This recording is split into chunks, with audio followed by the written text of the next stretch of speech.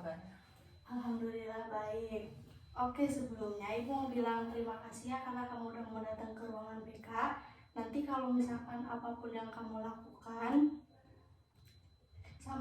yang kamu sampaikan ke Ibu cukup sampai di sini. Dalam artian, konseling individual ini mempunyai asas kerahasiaan. Jadi Ibu dan kamu juga nggak bilang ke siapapun, jadi cukup sampai di sini.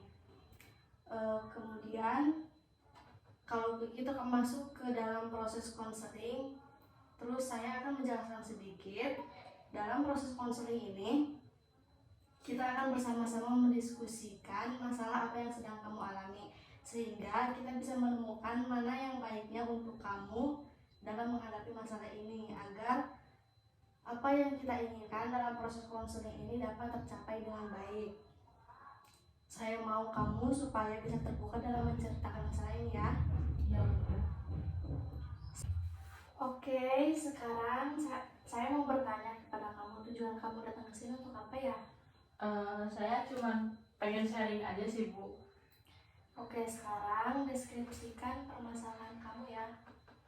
Jadi gini, Bu, aku tuh kan pengen nyamar kerja gitu. Cuman kemarin tuh saat aku diskusi sama orang tua nyuruh saya kuliah. Tapi saya juga bingung kuliah tuh mau jurusan apa. Oh, jadi kamu sekarang merasakan dilema ya antara dua pilihan itu. Jadi kamu merasa dua hal tersebut itu sangat mengganggu pikiran kamu.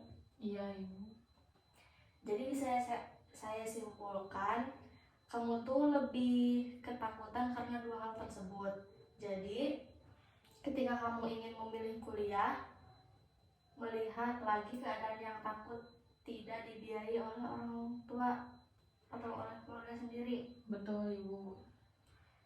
Soalnya kan kalau misalnya saya kuliah gitu, saya tanpa membebani kepada orang tua saya, karena berhubung ke produktivitasan orang tua saya itu sudah menurun.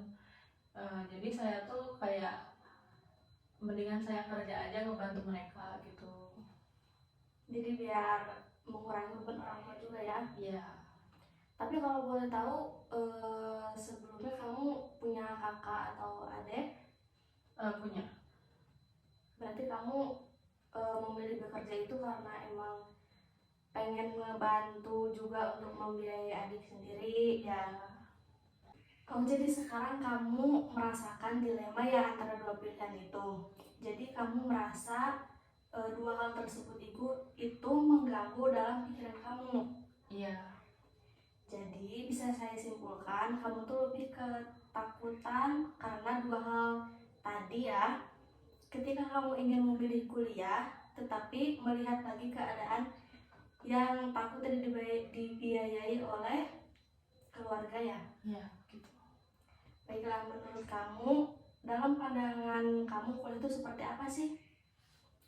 Setahu aku ya, Bu, melihat dari teman-teman aku yang udah kuliah gitu, mungkin mereka lebih ke belajar yang lebih ekstra dari kita biasanya. Dan kan pasti kuliah juga kita bisa menambah wawasan dari mana-mana gitu. Tapi untuk bekerja saya belum tahu. Kalau bisa saya tahu, apa yang menyebabkan kamu ingin kuliah dibanding bekerja? Menurut saya karena kuliah itu bisa membuat si pekerjaan tuh lebih mudah dicapai. Soalnya kan katanya kan sekarang tuh banyak pekerjaan yang menghususkan anak-anak yang lulus S1 gitu. Tapi saya lebih tertariknya di kerja juga sih, Bu. Kalau bisa saya tahu, apa yang menyebabkan kamu ingin bekerja? Lebih ke untuk menambah-nambah aja sih, kayak nambah-nambah penghasilan untuk orang tua juga, karena kan orang tua sekarang udah makin tua gitu, jadi mungkin lebih menurun ke produktivitasannya. Ya, saya mengerti apa yang kamu alami saat ini. Jangan sampai nanti kamu salah mengambil keputusan. Apalagi sekarang untuk bekerja yang paling dicari itu jasa sarjana. Tapi memang tidak semua ya. Tapi kamu harus bisa memberikan penjelasan kepada orang tua kamu bahwa kamu tidak ada minat sama sekali untuk berkuliah. Bagaimana saya akan menjalani ke depannya nanti, karena segala sesuatu itu dapat dijalani dengan baik dan itu semua berawal dari adanya kemauan yang berasal dari diri sendiri tanpa ada paksaan dari siapapun. Jadi jika kamu mengikuti kemauan orang tua, kemudian kamu tidak mampu dalam menjalaninya, maka itu semua hanya percuma dan sia-sia. Apa yang kamu inginkan dan apa yang orang tua juga inginkan tidak akan pernah tercapai dengan baik. Kamu pasti bisa menjelaskan sama orang tua kamu kenapa kamu lebih memilih bekerja dan itu semua ada tujuan tertentu buat kamu dan juga keluarga kamu. Baik, terima kasih atas sarannya Ibu. Tapi di satu sisi saya juga takut karena orang tua saya tuh kayak tidak mau menerima alasan saya gitu. Saya overthinking gitu jadinya. Tapi saya yakin kamu pasti bisa, nanti dicoba aja ya. Baik Ibu, Jadi saya akan coba. kamu merasa takut orang tua kamu marah sama kamu ketika memberikan penjelasan kepada mereka bahwa sebenarnya kamu cuma mau bekerja dan bekerja. Betul Ibu. Terkadang memang kita merasa takut dalam melakukan sesuatu walaupun itu besar sesuai dengan kenyataan, tetapi bagaimana juga kamu harus bisa mengalahkan perasaan takut kamu yang terus menghantui kamu. Kamu terus mencoba, tapi saya sangat yakin bahwa kamu pasti bisa. Ya Ibu, saya akan terus-menerus mencobanya dan mungkin saya juga akan meluluhkan hati orang tua saya. Baik, mungkin proses konseling ini sudah dirasa cukup ya.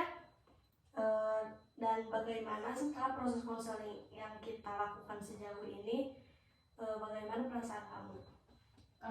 Saya merasa senang dan saya juga bisa